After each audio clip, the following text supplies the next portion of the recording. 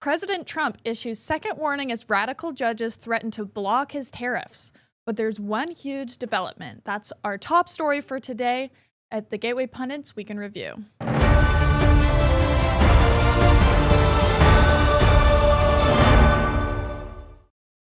Welcome to the Gateway Pundits Week in Review. We look at the top stories on the Gateway Pundit website over the last 24 hours. Today, I'm your host, Sarah Stock. I'm filling in for Elijah Schaefer. And we're also joined by Michael Hennessy, also known as Snowflake News. Hey, happy to be here. Glad to see we're both back hosting again. You know, sometimes good when Elijah gets away, so a little bit excited. Well, this is our top story. Some pretty shocking stuff. Trump issuing the second warning because these radical judges just won't stop blocking his tariffs. So he did this on Monday. He says on Truth Social, if other countries are allowed to use tariffs against us and we're not allowed to counter them quickly and nimbly with tariffs against them, our country doesn't have even a small chance of economic survival. I mean, that's a pretty bold claim to make. What do you think about that, Michael? Well, you know, the thing is that they've been stopping Trump at every chance that they get, unfortunately, these corrupt judges. I know Trump, what he's trying to do is he's trying to bring manufacturing back to our country. He's also trying to make sure that other countries aren't taking advantage of us. So it's very frustrating to see that the person we voted for to bring our country back to being great again is just every turn he hits, it's just he's being stopped, maybe for immigration, maybe stopped for tariffs. So, you know, it definitely needs to get cleared up. I'm glad he's sending out the warning message because us as the American people, we're tired of it. Exactly. That's his second warning on Sunday. This was his first one. He said on Truth Social, if the courts somehow rule against us on tariffs, which is not expected, that would allow other countries to hold our nation hostage with their anti-American tariffs that they would use against us. This would mean the economic ruination of the United States of America. I totally agree. I think it is more important than ever to try to start developing our own manufacturing on American soil because we're not going to be able to compete with China if we get to a point where we're completely relying on these foreign countries for all of our goods.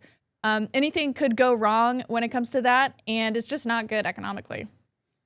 Yeah, no, I absolutely agree with you. This is what we need to do. Manufacturing has left America for quite some time now, and we've seen the effects of it. You know, our country's eroding. We need to bring our jobs back. We need to bring our security back. There's no reason we should be relying on any other country to get this done. And just as I mentioned before, the fact of how much advantage the rest of the world has taken on us. You know, it's just crazy when you look at the numbers of how much we're paying for the tariffs with them, but then we're just being so generous to just allow ourselves to be abused in that way. So, exactly. Well, the good news is that Trump did win the appeals court lottery in D.C. when it comes to handling these key tariff appeals. Kyle Cheney shared on X that the panel hearing emergency appeals this month appeared to be Rao, Katsas, and Walker, all three of who are Trump appointees. In fact, the only Trump appointees on the D.C. circuit. You can see right here these documents that show the U.S. Court of Appeals, the judges that were appointed. So that's good to know. What do you think about that, Michael? Does it look like we're actually going to see some change here and maybe Trump's going to be able to do what he's supposed to do as our president? Well, I'm hoping so. I know the frustration for us and the rest of America is just at that boiling point. You know, we need to get everything back on track. And I'm sure there's going to be more complications that come along the way of people trying to stand in his path, trying to stop him. I mean, that's pretty much what his last administration was when he tried to do great things for our country. He just had to go ahead and battle all the swamp creatures in D.C. So, you know, I hope this is in the right direction. I'm glad he's sending the message. I know he's taking our country very seriously. It's probably one of the first times in my lifetime where I've seen a president really want to put us first. So, you know, I hope they understand the message and we get things done. Yeah, it's definitely disappointing. Finally, we have Trump in power. And sometimes it just feels like he can't actually do anything. We have all these judges blocking him, trying to fulfill his promise of mass deportations, and then now we have all these judges blocking him, just trying to do trade embargoes and tariffs and everything. It's just pretty frustrating. Yeah, no, I agree with you. It's definitely very frustrating. In other news, the head of the DOJ's Capitol Siege Division resigns over Trump's J6 pardons. But what took him so long? So Greg Rosen, this is him right here. He's one of the leading prosecutors of the January 6 protesters, and he's resigned from the Department of Justice. Assistant U.S. Attorney Greg Rosen, who led the DOJ's Capitol Siege section, has taken up a post with a private law firm. Rosen was one of the many prosecutors who worked tirelessly to harass, persecute, and ultimately imprison around 1,500 individuals protesting the widespread fraud that tainted the 2020 presidential election. In an interview with CBS News, Rosen complained about President Trump's decision to pardon all of those involved. You can watch this interview right here. There was, and there still is at the FBI, this circulating list of the 5,000 plus FBI employees who were part of the January 6th investigation. Granted, the U.S. attorneys aren't on the list, but you all probably noticed that. What were people saying about this creation of a list of people who did their assigned duties?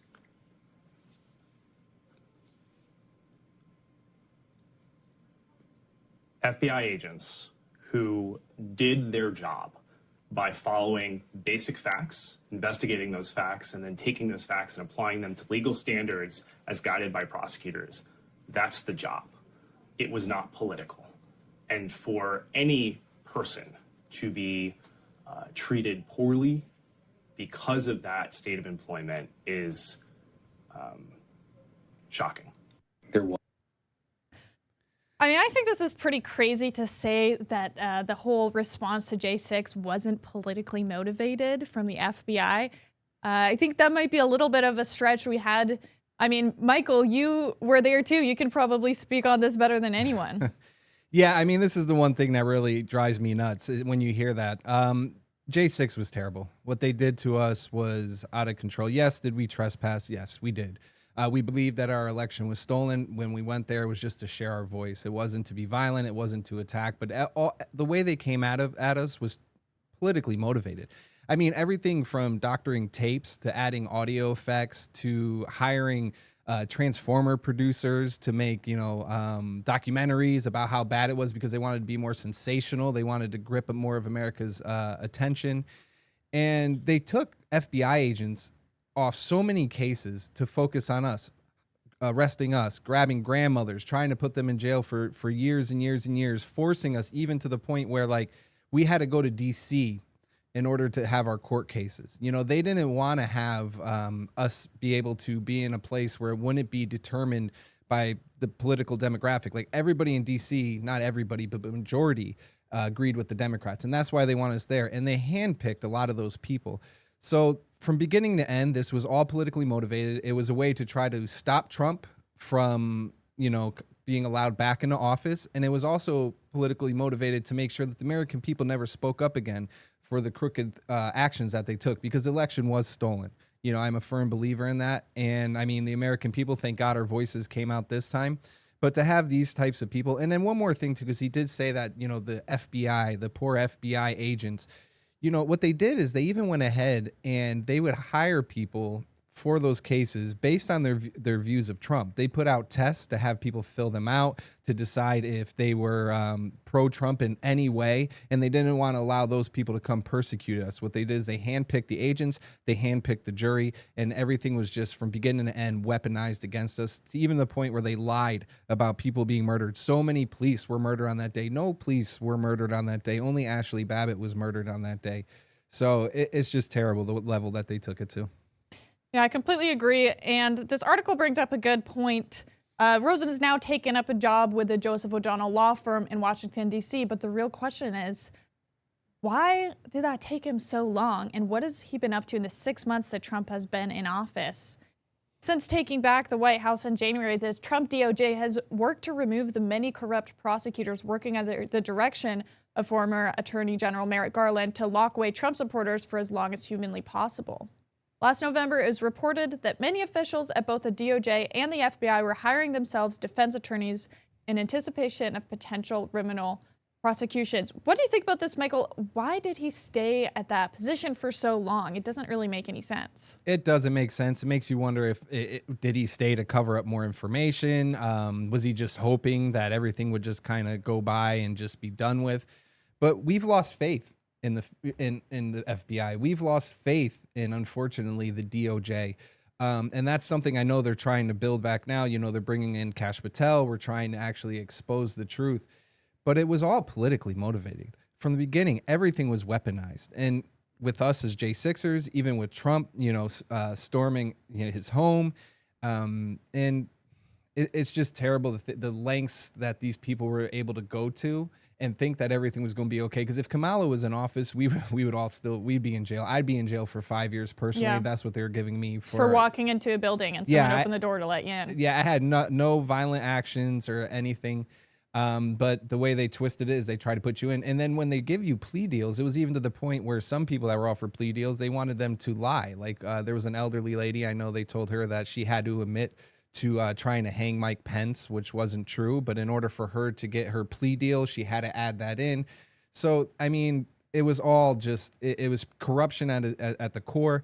And the worst part is that Biden on his way out, he knew to the point where he pardoned the J6 committee. So this way they can just be protected for all the treasonous acts that they pulled over our country. No, it's really just so disappointing, everything that went down. And it just feels like we haven't really gotten much justice from that either. But changing the topic to something a little less depressing, I want to talk to you guys about Van Man. I just recently came across this company because of our friend Mike. It's this awesome brand that's free of fluoride and toxic chemicals, completely rejecting big pharma, and focuses on more holistic and natural sources for their products, like their tallow and honey balm right here. It beats any moisturizer I've personally ever used. It lasts forever. We've had this jar in this office. We use it all the time. It's been here for like a year, and there's still 1/3 of it left. That is how long it lasts. It's absolutely insane. It also makes your skin feel great. If you're someone like me who has a little bit dry skin, you want to moisten it up. It works great for that.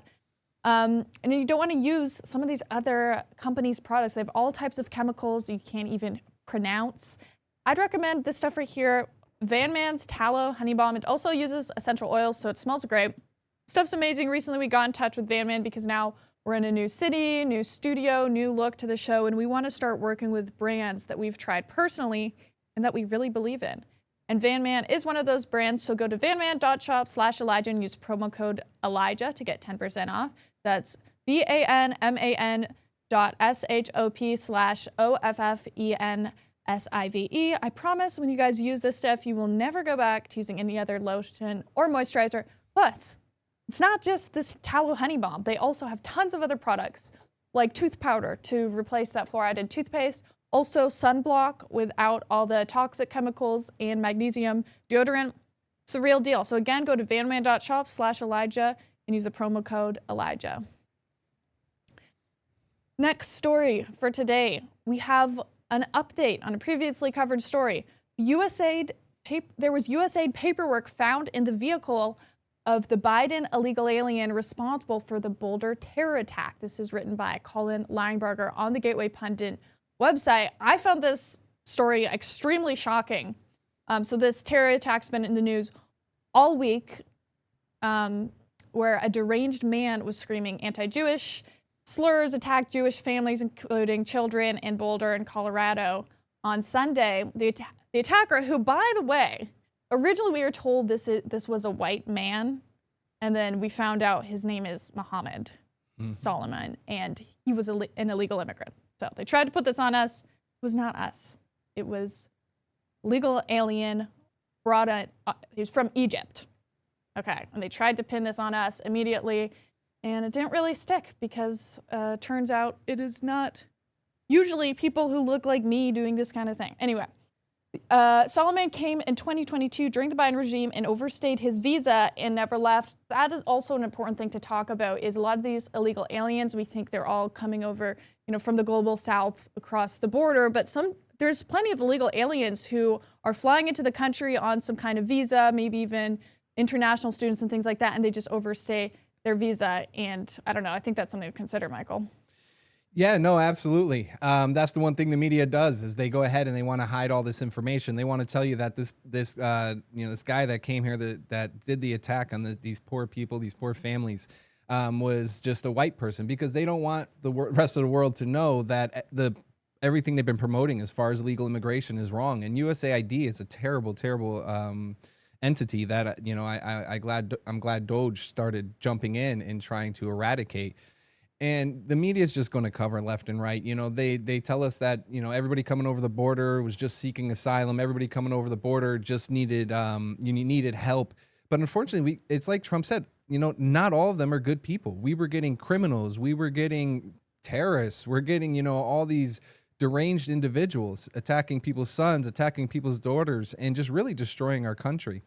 So, I wouldn't be surprised if the rest of the organizations, news organizations, quote unquote, news organizations are staying silent about the fact that this guy was connected to USAID. Thank God for, Gateway Pundit, being able to be one of the people at the forefront for actually spreading the truth and letting people know, because this corrupt madness needs to end. And, I'm glad Trump's in office. I'm glad that he's taking the steps to make sure that we're bringing everything back and we're making our streets safe again. But unfortunately, the rest of the world, as far as the news organizations, this is why we lost trust in them. And, I'm sure they're going to try to cover up as much as possible. Yeah. So it was Fox News who released this story. They revealed that law enforcement officials found paperwork with the words USAID inside his 2015 silver Toyota Prius. And they also found paperwork with the words Israel and Palestine inside the terrorist vehicle. It's not clear why an illegal alien from Egypt would have USAID-related paperwork. There's no indication he was ever an employee with the agency, and any other affiliation is unknown. I find this very, very, very weird. I also find it weird that we're not really being told what the paperwork was. They're just saying it's USAID, and it said Israel and Palestine. Okay, what did it say about Israel and Palestine? What was the USAID paperwork? Why are they telling us that and they're not telling us the rest of what was found? It doesn't make any sense, and it just makes me feel very suspicious because of the timing of this attack and everything. I mean, I don't want to be too conspiratorial, but do you think there could be any sort of collusion with the federal government here, Michael? You would hope not. Would I put it past them? Absolutely not. I know right now tensions are high in the Middle East. I know, Gateway Pundit, they do stand with Israel as far as its protection. And, I think every country should be protected. I don't think anybody should be under threat. But in the same time, I do have my own struggles where I don't believe that we should be in any wars. That's just me personally. I'm against wars completely. Protecting is one thing, but continuing to have more wars is definitely not good. So, I can't say for sure. What this man did is a terrible action. Nobody should ever have to go through that. The families to have, to suffer in such a way. And anybody who does something like that needs to be prosecuted to the fullest, needs to never, for me personally, I don't think should see the light of day again. I think they should be locked away. But at the same sense, I hope it's not being used by the government as a tool to kind of drag us more into endless wars. So we'll see how it turns out. We'll see if more of the truth is uncovered. But once again, my heart goes out to everybody. So Exactly. In other news, Newark Mayor Baraka is planning to sue feds after arrest at the detention center. Alina Habba responds. So the Newark Mayor Baraka is planning on suing the feds after he was arrested at the Delaney Hall Detention Center last month. Last month, a federal magistrate judge blasted U.S. Attorney Alina Habba for criminally charging Newark Mayor Baraka and then dismissing his charges nearly a week later. The mayor of Newark was arrested for criminal trespass last month after storming the Delaney Hall ICE detention facility. Alina Habba recently announced her office dropped a misdemeanor trespass charge against Newark Mayor Baraka. The charge against Baraka was related to his riotous activity at the ICE detention center earlier this month. There's a video here, or sorry, not a video. This is what the U.S. Attorney Habba says. Today, my office has charged Congresswoman McIver with violation of Title 18, the United States Code, Section 111A1 for assaulting, impeding, and interfering with law enforcement. In the spirit of public interest, I've invited the mayor to tour Delaney Hall. The government has nothing to hide at this facility, and I will personally accompany the mayor so he can see that firsthand, Habba said. Habba also announced her office charged Democratic Congresswoman LaMonica McIver for assaulting ICE agents. Judge Andre Esponza, who previously warned U.S. Attorney Alina Habba against making public statements about Baraka, held a virtual hearing on the matter late last month. During the hearing, Judge Espiona blasted Alina Habba and said the arrest and swift decision to dismiss charges against Baraka suggest a worrisome misstep.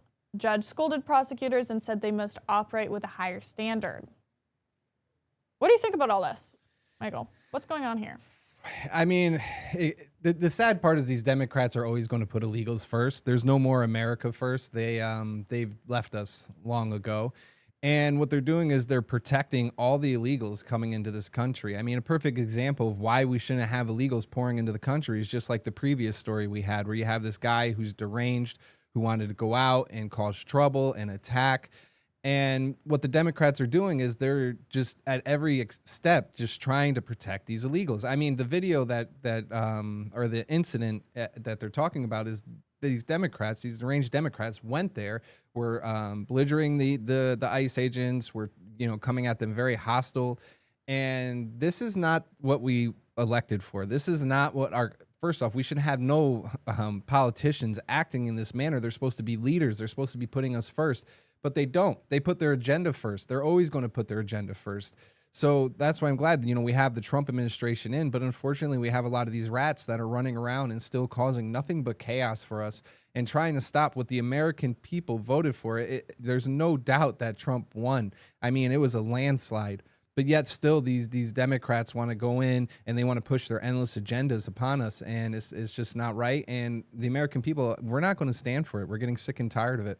Yeah, well, just this whole thing of storming an ICE detention facility and trespassing, while it's just like, this is just so embarrassing from our elected officials. It's like the Democrats are constantly doing this kind of thing where it's just like this insane attention-seeking behavior with no regard for rules, for respect, for anything. It's like just completely unhinged, I think.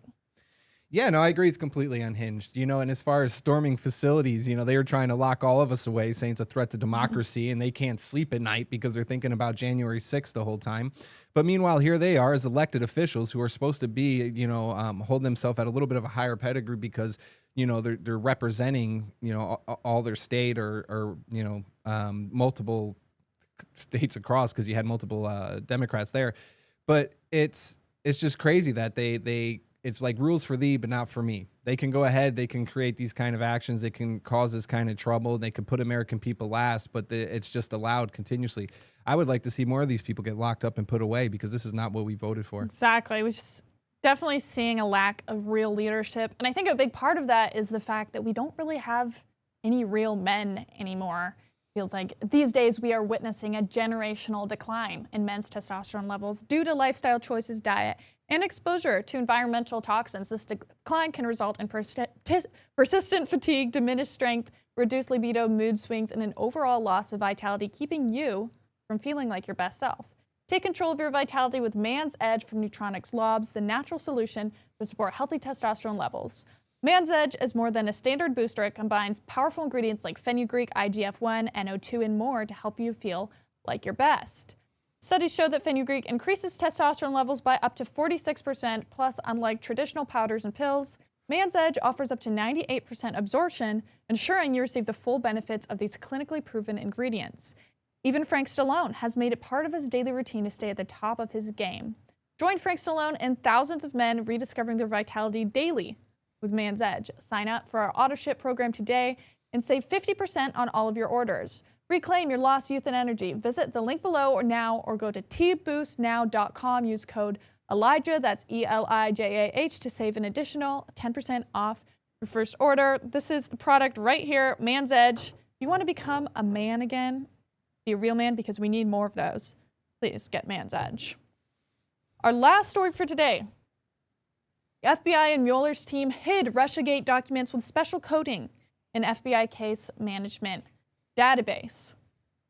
The FBI and Mueller's team hid these Russiagate documents with special coding, and senior DOJ officials reportedly did not know that FBI agents and members of special counsel Robert Mueller's team used a prohibited access code to make these Russia collusion documents invisible. This way, Mueller's dirty Democrat lawyers could hide this incriminating evidence. Recall that General Flynn was forced into a guilty plea of one count of false statements after partisan prosecutors tricked him and withheld Brady material. The storm has arrived, posted. Kash Patel and Dan Bongino say they uncovered new information pertaining to the Russiagate hoax, and accountability is coming. And watch this video right here of them uncovering this new evidence. I was the lead Russiagate investigator for the House Intelligence Committee, and I've been on both your shows in a prior life talking about it. And I'm telling you and the American public that we have now found material and information and people who wanted to hide it from the world since we got in these seats. And we, as the deputy said, we are trying to do it in a fashion where not only are we informing the American public of what happened, but we can have accountability for it. And that takes a little bit more time. And when you layer on the fact that we are rolling out our priorities on violent crime and defending the homeland, you know, we're running a three-part animal here, and we're going 100 miles an hour on each single one. So important. Wait, I want to add to that, too, because what the director's saying is right. You got to remember, we come in the morning, there's a portfolio of 100 level 10 items. If it's a level 9, which is a pretty big freaking deal, someone else fixed it. The only thing that gets to my desk or his is a level 10. That's the entire day. Look at his schedule any given day. I'll show you the palm card I have. It is filled from 7:30 to he leaves 7 at night, 6:30 at night.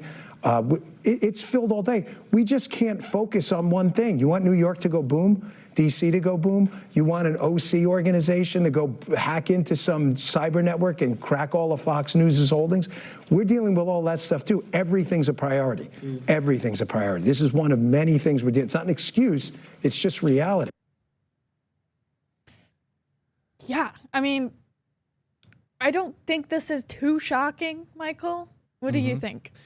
I mean, Russiagate, that was all a hoax. That was politically motivated to try to, you know, shut Trump down, maybe pushed, you know, they say with Hillary, Obama was behind it. I don't know.